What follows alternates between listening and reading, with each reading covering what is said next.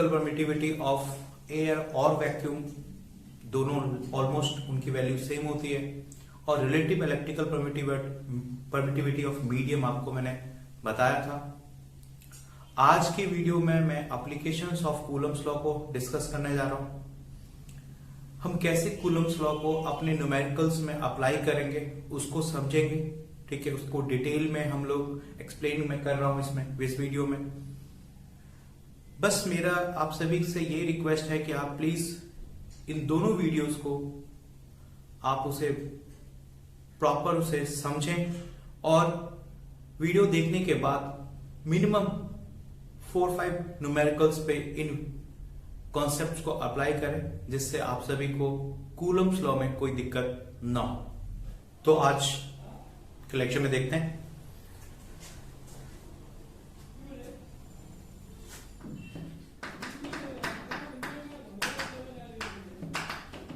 Application of Coulomb's law.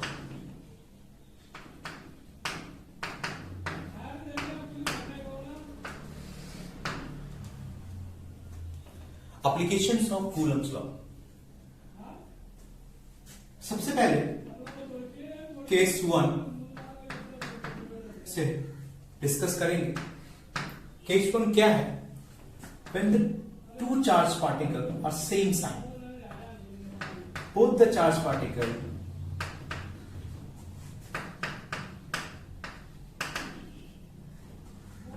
are same sign.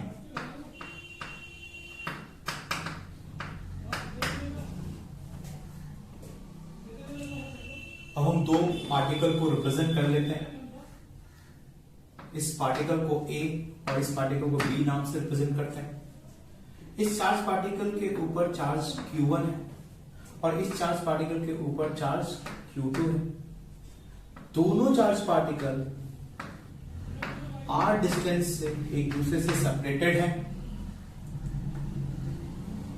अब क्योंकि case 1 discuss कर रहे हैं, दोनों चार्ज पार्टिकल के ऊपर सेम साइन है, दैट मीन्स कि ये भी पॉजिटिव है और ये चार्ज पार्टिकल भी पॉजिटिव है।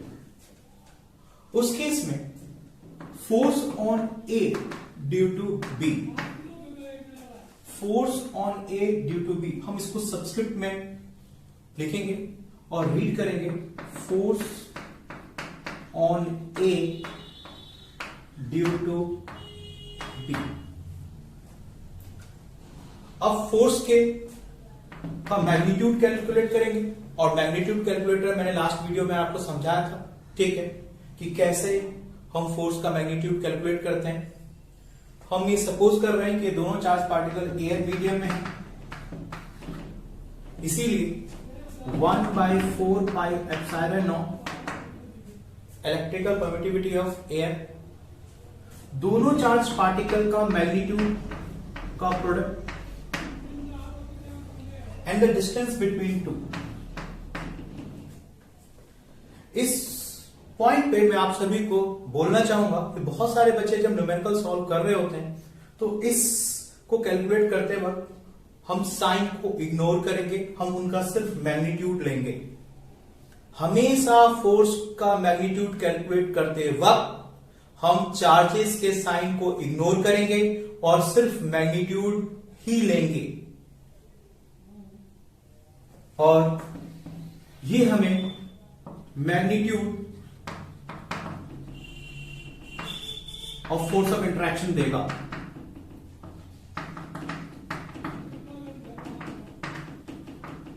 Between two charges.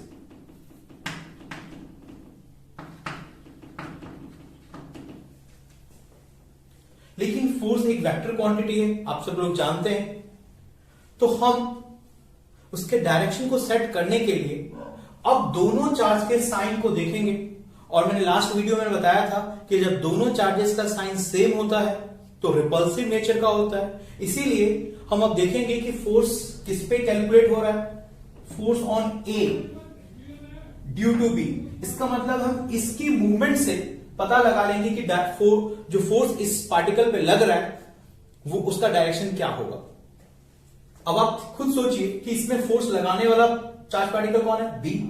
नेचर कैसा है, रिपल्सिव, तो ये चार्ज पार्टिकल इस चार्ज पार्टिकल को रिपेल करेगा। रिपेल करने का मतलब दूर जाएगा, इसलिए डायरेक्शन क्या होगा, B to A। और उसको लिखने का तरीका R unit vector A B, मैं यहां लिख देता हूं, where R A B represent one unit in the direction of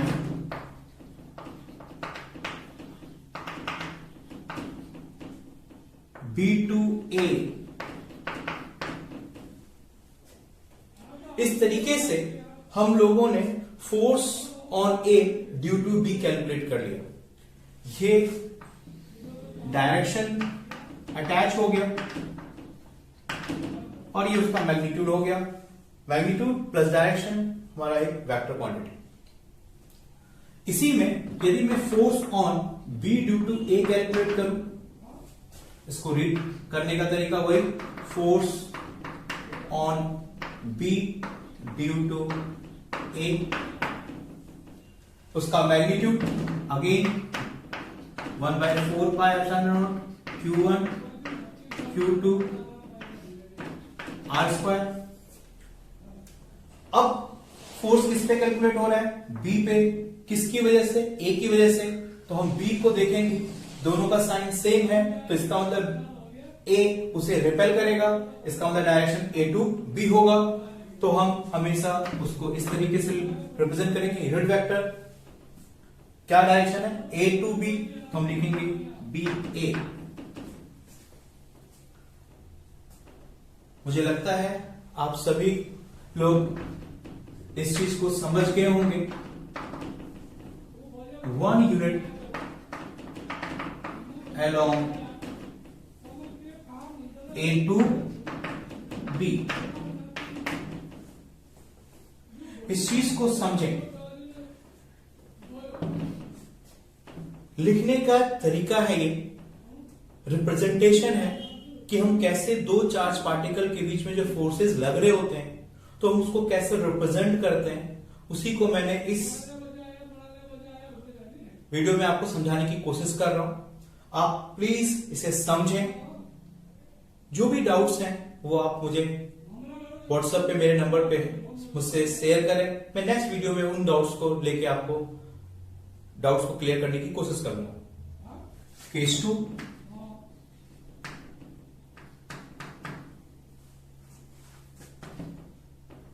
both the charges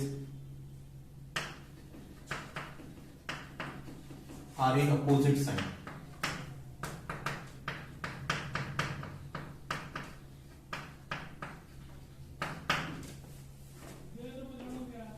assume करते हैं कि दोनों चार्ज पार्टिकल अगेन A और B से पोजीशन को रिप्रेजेंट कर रहे हैं। इस चार्ज पार्टिकल पे Q1 पॉजिटिव है और इस पॉइंट पे जो चार्ज पार्टिकल है उसका मैग्नीट्यूड तो Q2 है बट साइन नेगेटिव है, बट अपोजिट साइन के।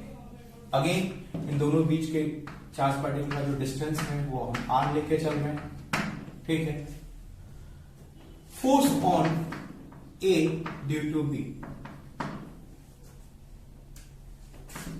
on A due to B, magnitude of force again Coulomb's law को अप्लाई करेंगे। एयर मीडियम है, 1/4 pi epsilon naught Q1 again Q2 का मैग्नीट्यूड, डिस्टेंस बिटवीन टू, ये हमें magnitude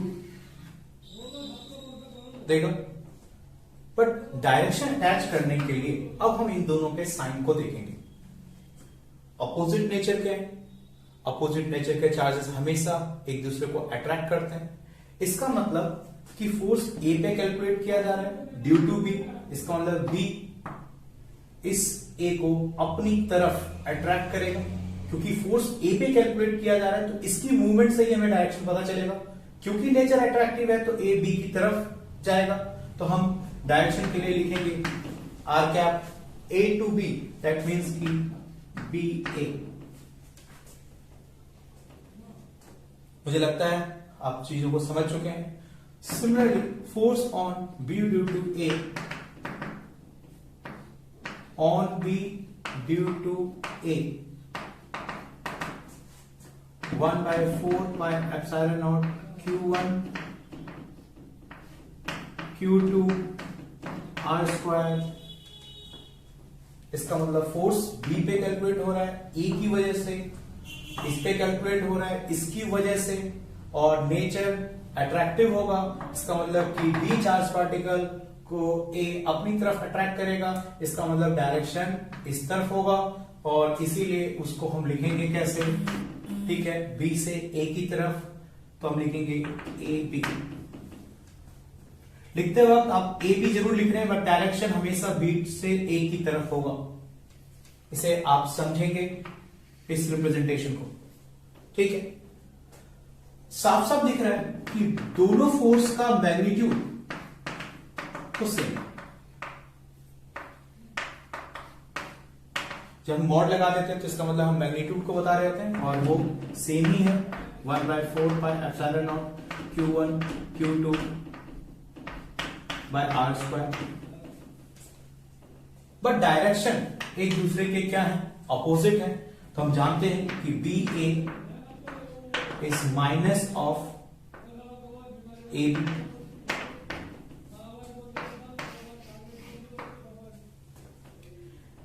इसका मतलब इस चीज को आप समझ जाएं कि ये फोर्सेस हम इस तरीके से उसको लिख सकते हैं, force on A due to B is negative of force on B due to A.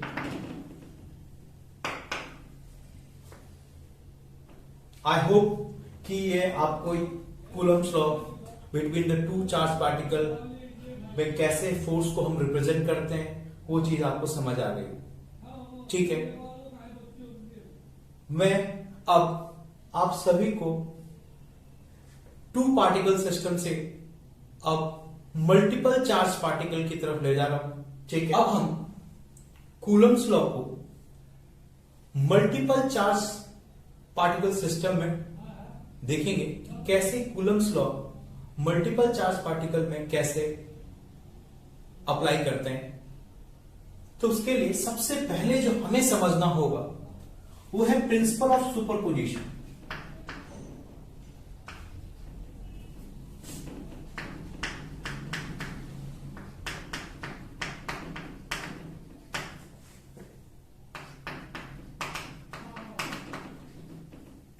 Superposition principle, सबसे पहले मैं इसका एक डेफिनेशन लिखता हूं जिससे आपको टॉपिक समझ आए कि क्या है प्रिंसिपल ऑफ सुपरपोजिशन या सुपरपोजिशन प्रिंसिपल। इस प्रिंसिपल के according total force acting on a single charge particle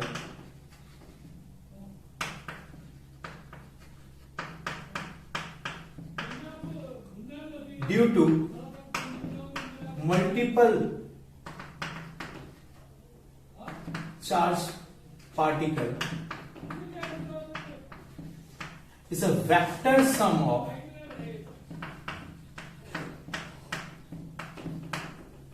individual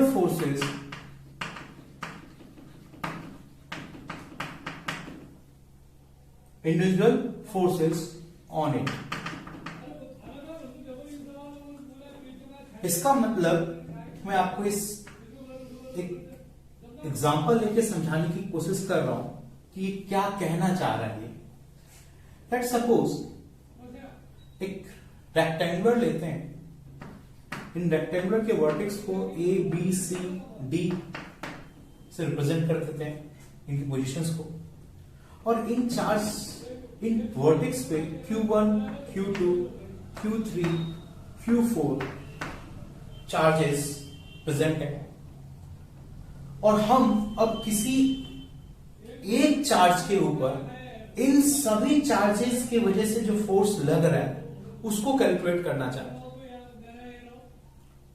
अब इस चार्ज पार्टिकल के ऊपर इन सभी चार्जेस की वजह से फोर्स लग रहा हो, और हम लोग अभी हमने इसे देखा है कि force on C due to A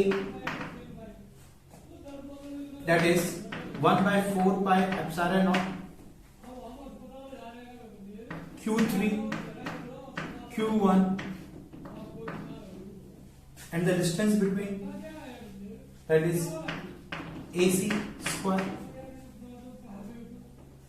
Both the charges are same sign, therefore repulsive along. That means कि फोर्स कैलकुलेट हो रहा है C पे, फोर्स कौन लगा रहा है A.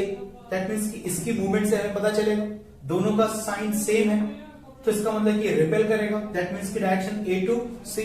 उसको हम कैसे लिखेंगे A to C को. Similarly force on C due to B 1/4 pi epsilon naught Q3 Q2 and the distance between the two charged particles BC. Again दोनों का नेचर सेम है. फोर्स B की वजह से C पे लग रहा है, इसका मतलब कि इसके मूवमेंट से पता चलेगा कि किधर है. क्योंकि दोनों का साइन सेम है तो इसका मतलब रिपल्सिव होगा. रिपल्सिव होगा इससे दूर जाना चाहेगा. डायरेक्शन क्या होगा B to C. उसको लिखने का तरीका unit vector B to C CB. इसी तरीके से individual force on C due to D 1/4 pi epsilon naught Q3 Q4 upon distance BC और D के बीच का डिस्टेंस CD का स्क्वायर. अगेन दोनों का साइन सेम नेचर का है. फोर्स C पे कैलकुलेट हो रहा है due to D. D C को रिपेल करेगा तो ये हमेशा उसे दूर, अपने से दूर ले जाने की कोशिश करेगा. दैट मीन्स की डायरेक्शन क्या हो जाएगा D to C. और हम उसको कैसे लिखते हैं. अब इस चार्ज पार्टिकल के ऊपर आप ध्यान से देखें, एक ये फोर्स लग रहा है, एक ये फोर्स लग रहा है और एक ये फोर्स लग रहा है. अब प्रिंसिपल ऑफ सुपरपोजिशन का रोल इंपॉर्टेंट होता है कि इसके ऊपर तीन फोर्सेस लग रहे हैं, तो टोटल फोर्स जो होगा उसको हम कैसे कैलकुलेट करेंगे. तो इस पार्टिकल के ऊपर जो टोटल फोर्स लग रहा है, according to principle of superposition, वो ये कहता है the total force acting on a single charge particle that is C due to multiple charges is a vector sum of individual forces on it. individual forces कौन कौन से forces हैं FCA, FCB, FCD, और उसका ये क्या है vector sum है. इसका मतलब force on CA plus force on C due to B plus force on C due to B. I hope कि मैंने आप सभी को इस प्रिंसिपल को इस एग्जाम्पल के थ्रू समझाने की कोशिश की है. आप इसे समझें. ये प्रिंसिपल ऑफ सुपरपोजिशन है. ये तब यूजफुल हो जाता है जब हमारा चार्ज पार्टिकल, जिस चार्ज पार्टिकल पे हम फोर्स कैलकुलेट कर रहे हैं, वो मल्टीपल चार्जेस के अराउंड है.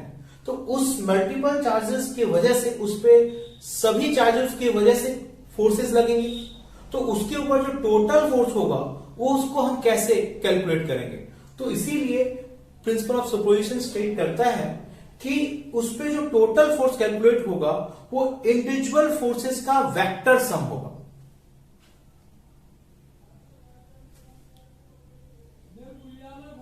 मुझे लगता है आप सभी को एक टॉपिक समझ आ गया. ठीक है, अब हम इसे कैसे न्यूमेरिकल्स में अप्लाई करेंगे, मैं उसको आपको एक क्वेश्चन करके समझाने की कोशिश करता हूं. ठीक है, अब मैं आप सभी को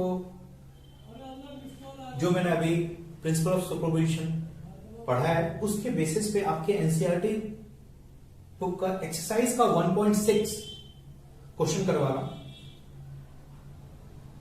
क्वेश्चन नंबर है 1.6. और हम देखेंगे कि कैसे हम जो अभी हमने पढ़ा उसको हम कैसे क्वेश्चंस पे अप्लाई करते हैं. ठीक है, क्वेश्चन कह रहा है 4 point charges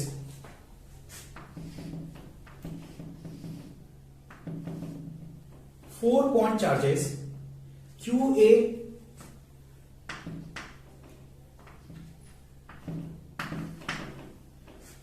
is 2 microcoulomb, QB is -5 microcoulomb, QC 2 microcoulomb and QD -5 microcoulomb are located at the corner of a square ABC of side 10 centimeter. That means इन सभी की लेंथ हमें प्रोवाइड कर दी है and that is equal to 10 centimetre. Square है तो सारे sides आपस में क्या होंगे? इक्वल होंगे. What is the force on a charge 1 microcoulomb placed at the center of a square? अब हमसे वो कह रहा है कि इसके सेंटर पे 1 माइक्रोकूलम चार्ज है और उस सेंटर पे that is denoted by O, उस पे 1 माइक्रोकूलम चार्ज है और उस 1 माइक्रोकूलम के ऊपर इन सभी चार्जेस की वजह से कितना टोटल फोर्स एक्ट करे. आई होप कि आपको ये क्वेश्चन समझ आया. मैं फिर से उसको एक बार समझा रहा हूं कि एक स्क्वायर दे दिया, उनके वर्टेक्स पे इस अमाउंट के चार्जेस हैं और उसके सेंटर पे 1 माइक्रोकूलम चार्ज है और हमसे पूछ रहा है कि calculate the total force at the centre due to this multiple charges.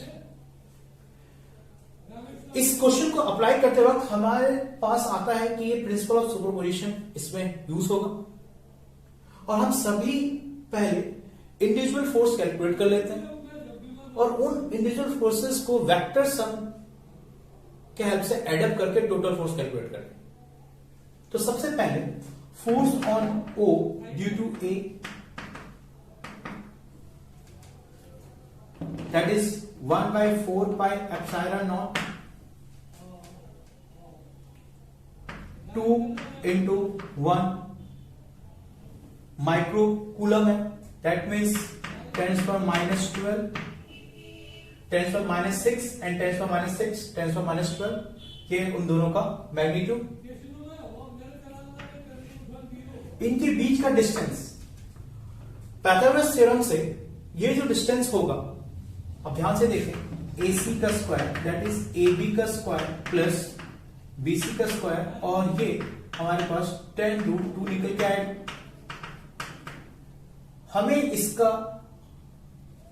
हमें इसका हाफ चाहिए that is AO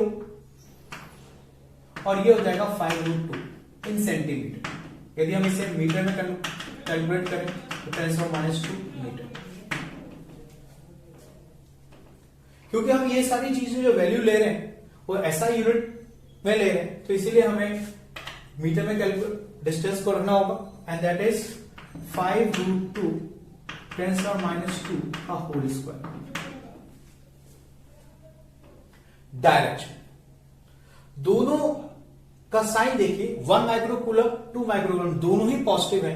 that means कि डायरेक्शन रिपल्सिव नेचर का फोर्स होगा और फोर्स O पे कैलकुलेट हो रहा है ड्यू टू A. तो ये इसको जिस पे फोर्स कैलकुलेट हो रहा होता है हम उसकी मूवमेंट से पता लगाते हैं. क्योंकि रिपल्सिव है तो ये इससे दूर जाने की कोशिश करेगा. डायरेक्शन क्या होगा? Along AO, along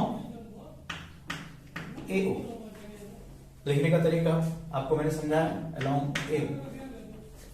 similarly force on O due to B, मुझे लगता है कि ये डिस्टेंस ज्योमेट्रिकल इतना आपको मालूम होगा कि ये सारे डिस्टेंस डायगोनल्स सेम होंगे, ठीक है. और इसीलिए हम एज इट इज इन सबको रिप्रेजेंट करते हैं. क्या होगा?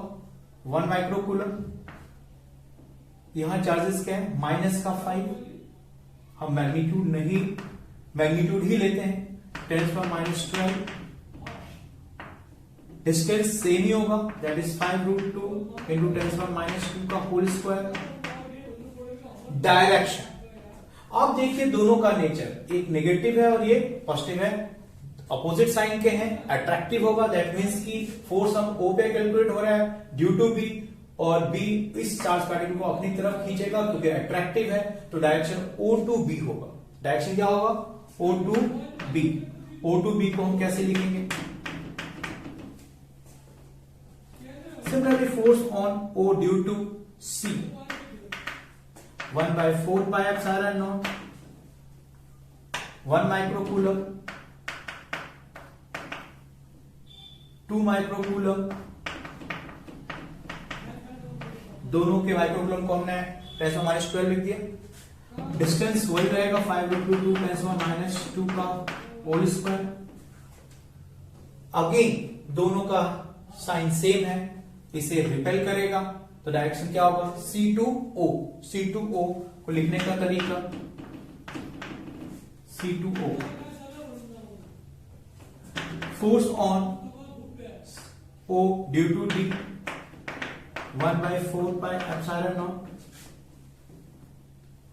1 into 5 into 10⁻12, 5√2 into 10⁻2 का whole square. Again nature opposite है तो अट्रैक्ट करेगा, ठीक है। अट्रैक्ट करने का मतलब O D की तरफ आएगा, और O यदि D की तरफ आ रहा है तो डायरेक्शन क्या लिखेंगे? D। ये सारे इंडिविजुअल फोर्सेस हैं जो इस चार्ज पार्टिकल पे एक्ट कर रहे हैं due to this multiple charge. अब प्रिंसिपल ऑफ सुपरपोजिशन क्या कहता है? प्रिंसिपल ऑफ सुपरपोजिशन कहता है कि इस पे जो टोटल फोर्स लगेगा वो इन सभी का वेक्टर सम होगा।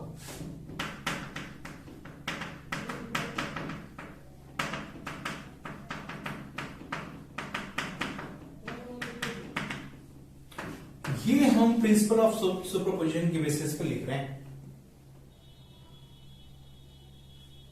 अब हम फ्री बॉडी डायग्राम इसका बनाते हैं, एनडीडी कि कितने फोर्सेस लग। ये पॉइंट O है,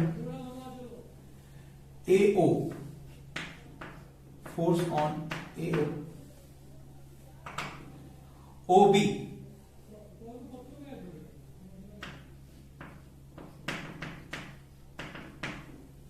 OB force on OD, and again that is the force on OA। अब आप ध्यान से देखें, OD and OB, OD and OB के मैग्नीट्यूड को देखें,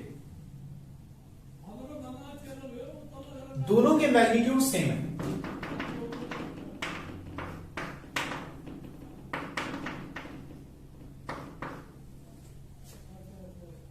और अपोजिट साइन के, तो ये आपस में कैंसिल हो जाएंगे।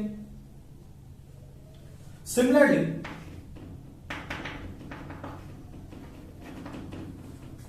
OA का मैग्नीट्यूड देखें और OC का मैग्नीट्यूड देखें,